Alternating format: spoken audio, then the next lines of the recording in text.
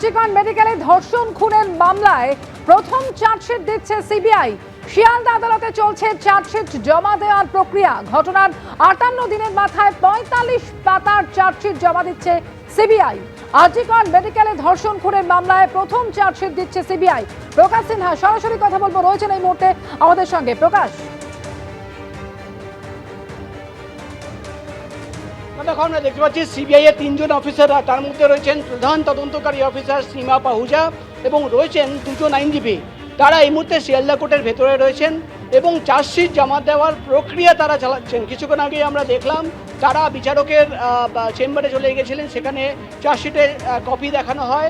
এখনও চার্জশিট জমা পড়েনি, কিন্তু চার্জশিট জমা দেওয়ার যে প্রক্রিয়া সেই প্রক্রিয়া কিন্তু সিবিআই তরফে চালানো হচ্ছে। এবং প্রাথমিকভাবে যেটা সিবিআই সূত্রের খবর, 58 দিনের মাথায় আজকে তারা কিন্তু চার্জশিট জমা দিচ্ছে। চার্জশিটে নাম রয়েছে এই মামলা, ধর্ষণ খুনের মামলায় প্রধান যে মূল অভিযুক্ত সঞ্জয় রায়, যাকে কলকাতা পুলিশ গ্রেফতার করেছিল, শুধুমাত্র সঞ্জয় রায়ের নাম রয়েছে এই চার্জশিটে। 45 পাতার এই চার্জশিটে ধর্ষণ এবং খুনের অভিযোগ আনা হয়েছে এবং একাধিক তথ্য এই চার্জশিটে পেশ করা হয়েছে।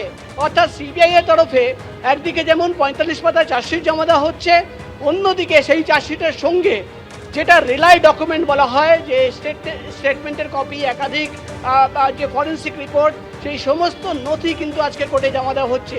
অর্থাৎ ধর্ষণ এবং খুনের মামলায়, জি কর ধর্ষণ খুনের মামলায় প্রথম চার্জশিট জমা দিচ্ছে সিবিআই। আর কিছুক্ষণের মধ্যেই সেই চার্জশিট অফিসিয়ালি জমা দেওয়া হবে। চার্জশিট জমা দেওয়ার প্রক্রিয়া ইতিমধ্যেই সিবিআই আধিকারিকরা শুরু করেছেন। এই চার্জশিটের নাম রয়েছে সঞ্জয় রায়, এই মামলায় মূল অভিযুক্ত, যাকে কিন্তু প্রধান অভিযুক্ত গ্রেপ্তার করা হয়েছিল, যার বিরুদ্ধে ধর্ষণ এবং খুনের অভিযোগ এবং কলকাতা পুলিশ তাকে গ্রেপ্তার করেছিল। শুধুমাত্র সঞ্জয় রায়ের নাম রয়েছে 45 পাতার এই চার্জশিটে। এবার জমা পড়ার পর সেটা দেখার বিষয় হবে যে আর কি তথ্য পেশ করা হলো। কিন্তু সব মিলিয়ে ধর্ষণ খুনের মামলায় এই প্রথম চার্জশিট জমা দিচ্ছে সিবিআই এর গোয়েন্দারা এবং সেই চার্জশিট জমা দেওয়ার প্রক্রিয়া চালাচ্ছেন সিবিআই এর গোয়েন্দারা। ধন্যবাদ প্রকাশ।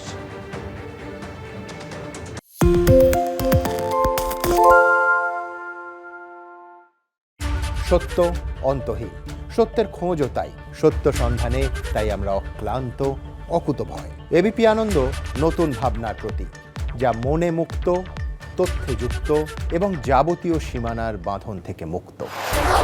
সীমা না শব্দটির মধ্যে লুকিয়ে আছে মানা শব্দটি, যেন চোখ রাঙানি এক অদৃশ্য বেড়াজাল, যা আটকে রাখে আমাদের এক ছোট্ট গণ্ডির মধ্যে। একমাত্র সঠিক খবরই গড়ে তুলবে এক মুক্ত সমাজ। সেই জগৎ গড়ার লক্ষ্যে কোনো সীমানার ঠুকুটি আমরা মানব না। এবিপি আনন্দ এগিয়ে থাকে, এগিয়ে রাখে।